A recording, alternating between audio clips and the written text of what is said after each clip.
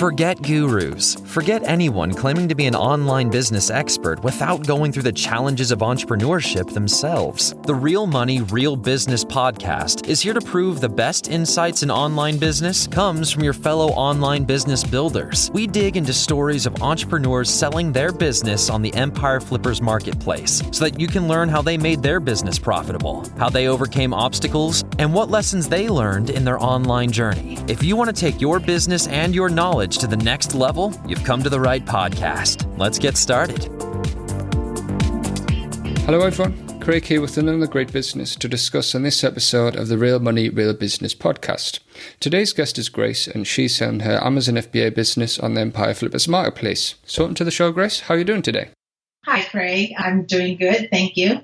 Good to hear, and I'm looking forward to talking more about your business. But before we dive in, let's go over a brief summary of the business. It's an Amazon FBA business and home niches created in January 2015. The average monthly revenue for the business is $66,165, and it makes an average of $10,742 net profit each month.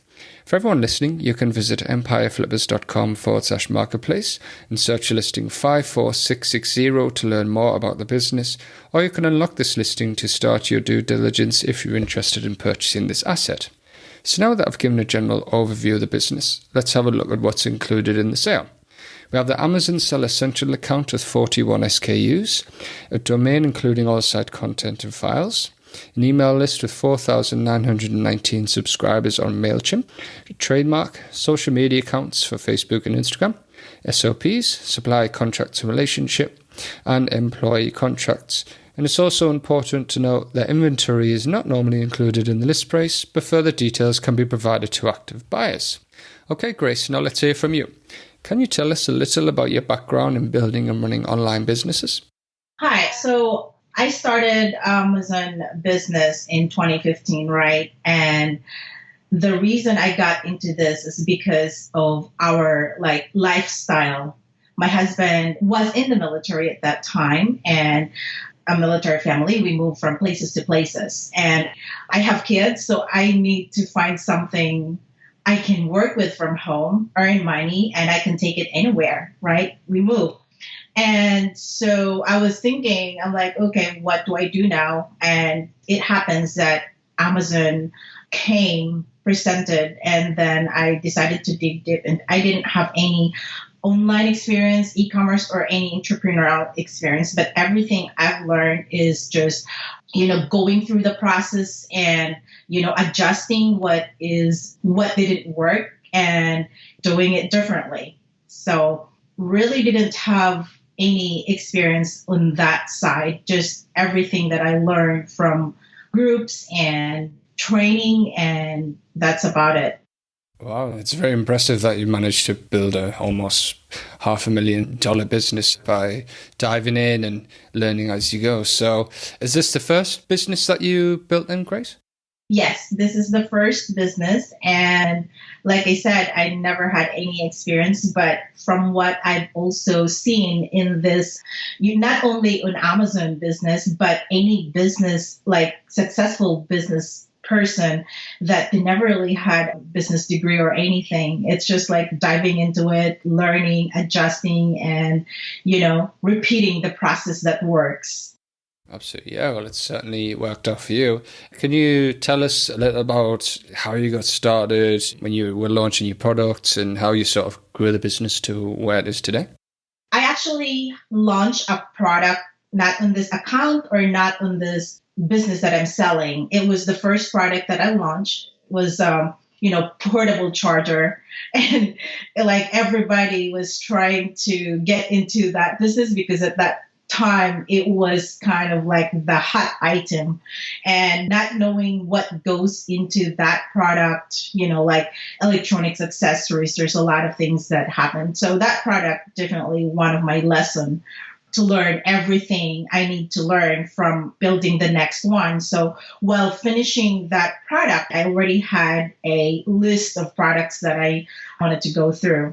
I need to launch next. So I decided to open a new account in 2015 and, launch my first product from there. And I decided to go into this niche because it was to me, and again, it was personal. It's something that I did when I was little, and I'm like, how can I improve this? I can pretty much understand the market. And looking at social media at that time, it was like, wow, there's a market to this niche and I can expand this to more than what I was thinking at that point. So yeah, it's great to hear that you've sort of what your passion was to select your product and grow the business through that method. Certainly great. And it seems that your product has really taken off. They've got great reviews, great high number of reviews as well. In terms of like the supply chain and that side of the business, could you just tell us a little about the structure you've got going on there?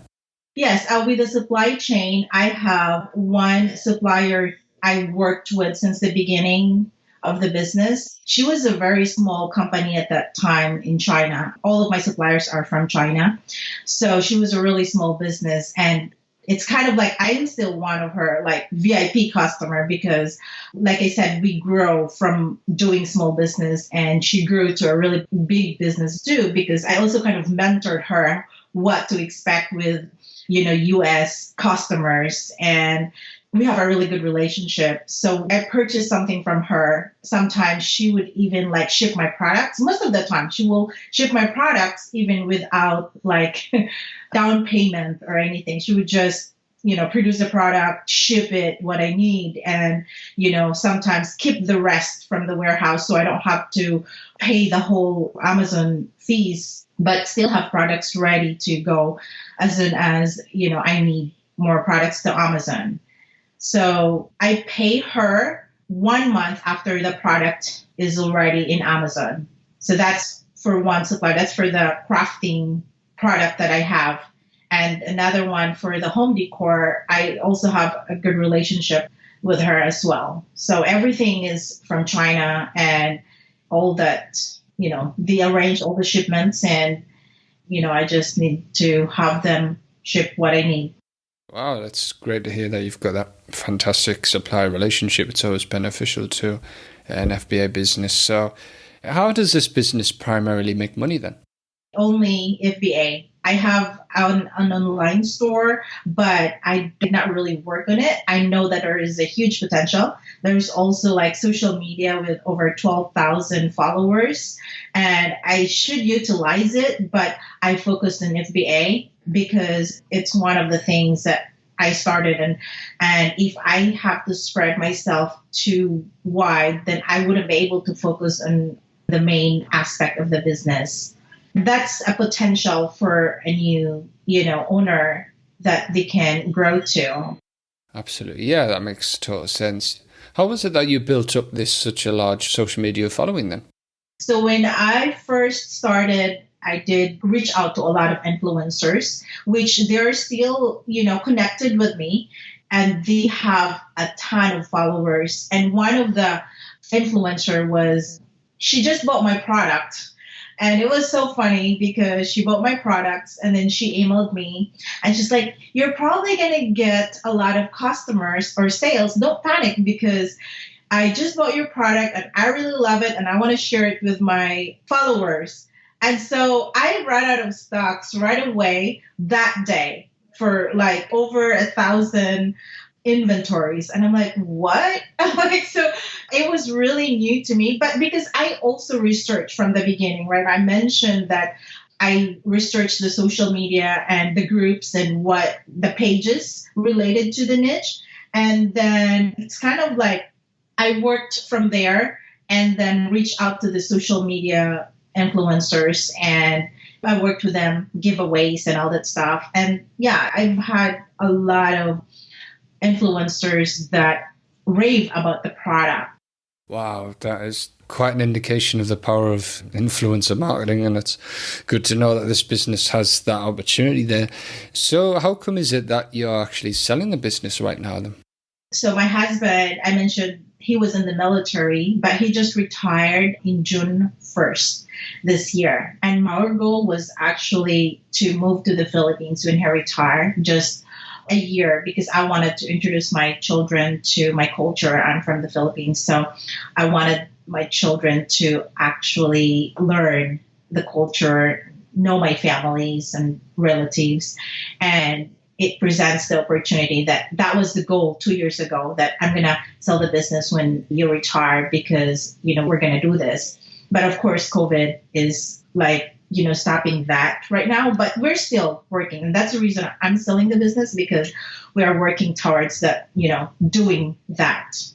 Oh, yeah, that's a really nice goal to have. So is there anything you've learned from this business that you will apply to future sites or businesses? Absolutely. Like, building the community is very important. For me, it's like if I have to build any business, it's like you have to know your community first and, just be active with that community. Know a lot of people. Networking is, I think, the biggest influence in being successful on this business or any business.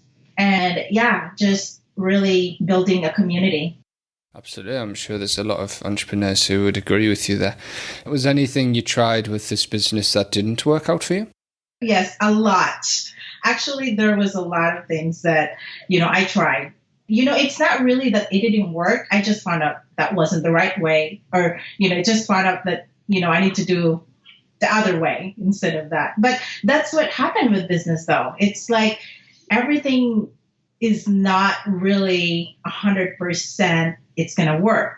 That's how you nail down your process. That's how you nail down what to do. Because like for me, for example, so recently this year, I launched 28 SKUs on the home decor niche that I launched. And then that's crazy, right? A lot of my friends are like, are you crazy? I'm like, maybe, but I will try this, because I'm one of those sellers that is like, doesn't really follow instructions. I do things differently, and then learn from that, because I can't just follow, especially with Amazon. There's a lot of things that works for the majority, but a lot of things doesn't work as well. So it's about finding what really works on my niche and understanding and learning from that. Because when I launched the 28 SKUs, it's not really that I failed on it. I've learned so many products that I can launch later down the road, because I already put the 28 SKUs out there. I know what converts really high, and I know what to launch next time. So I'm not going to do that again, but I'm glad I did it. That sort of thing. Absolutely. Yeah, it's sort of like iterating your way to success and learning from things that you've tested and stuff like that. Yeah, it makes total sense. So what do you currently do in terms of marketing for the business then? Only PPC. And my Amazon PPC is not really dialed down. We're still kind of like working on that, but there's a lot of things to be improved in this process, because I'm just learning myself. And I know that there's a lot of experts out there that can improve this business to the highest level, that if they know how to run that. So only PPC at this time. Yeah, and then I guess the probably has the social media opportunities as well to capitalize on.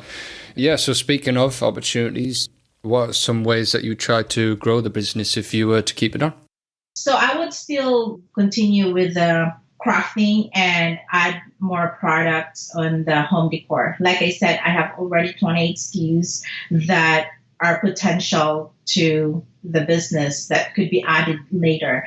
The reason I did that 28 SKUs was, remember last year when Amazon have limited SKUs, limited shipments for ASINs, so they only allow 200 units for each ASINs. And for me, I was thinking, okay, well, I can do this. My supplier supported my supplier. That's the reason, like, my supplier is really supportive of my plan and my goals. So they allow me to order less than 500, maybe some are 200 something units, and the others are like 300, and some are 500 units that I ordered, which one I feel like will work well, right? Or test more. So I tested on those, and some I think I've had 8 SKUs that I reordered right away from that test, and there's another more that. But I'm gonna focus on this for now, so I can even grow it even more. So with the business, lots of things you can add, especially in the home decor, like really a lot of stuff. And with the crafting, there's products that I'm also thinking of adding on it and working on it. And, with social media, I mean, that's a big opportunity, and the website as well. Yeah, I was going to ask you about the website. So when did you set that up, and does it have any impact on the business at the moment? I have a few customers that goes there. Some are repeat customers that goes there, but as far as numbers, not really. And I'm not really really not working on it. I started it in, I believe, 2017, but just to have something, when my customers wanted to check the website, at least I have some website to show for them that it is legit, Yeah, I guess it's like a trust asset that you can use. Okay, so about the day-to-day work for this business, can you describe the amount and type of work you do on this business for maintenance?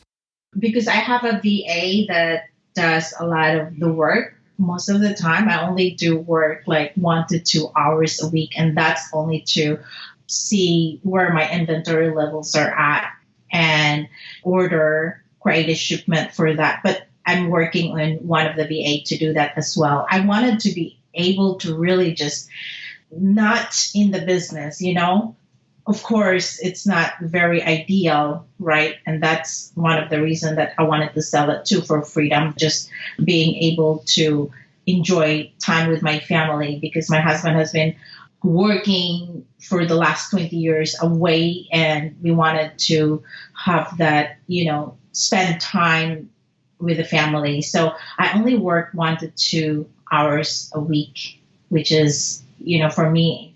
And if the business is earning that much with that time, I know that if I put myself in there, I know that there's more to that. I can earn more.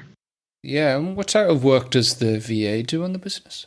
So one of my VA, I started her with the social media and just posting, just to have a presence in social media, because I already have the following. So I wanted to be able to have some posts in there. And then I also trained her for the PPC, and then Amazon posts, the Amazon posts that you can see under the products. So those are also free traffic on Amazon. And we're working on the listings, like improving the listings. There's still a lot to be improved in listings, especially in the home decor products. I didn't really have A+ content on it yet.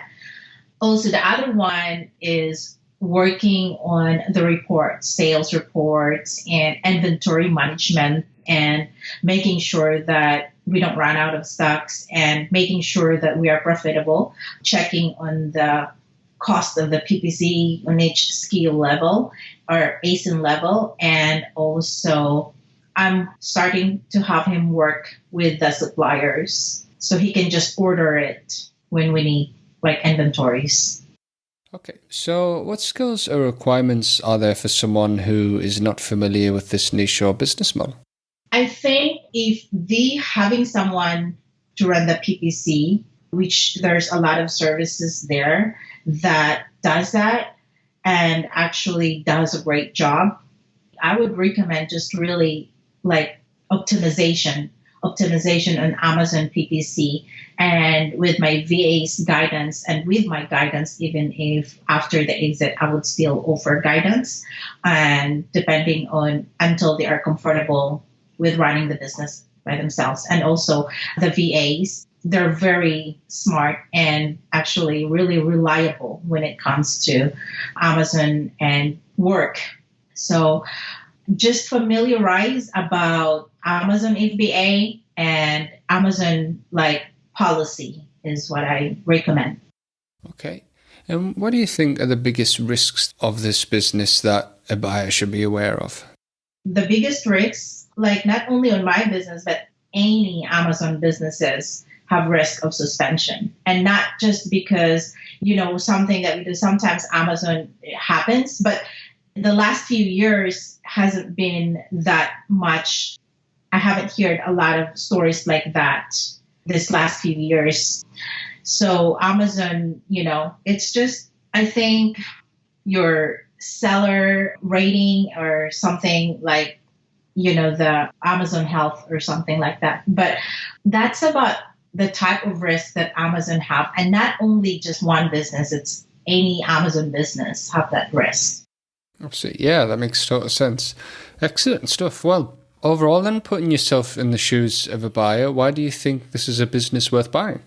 Well, just like I mentioned earlier, all the possibilities of growth are there. And for me, it's really like I'm really knowing it from my perspective and knowing what the potential of the business. For me, it's a no-brainer, especially for those with FBA experience. Just the fact that because I have a brand registry, right? So there's a lot of data that you can get from there and, grow it from there.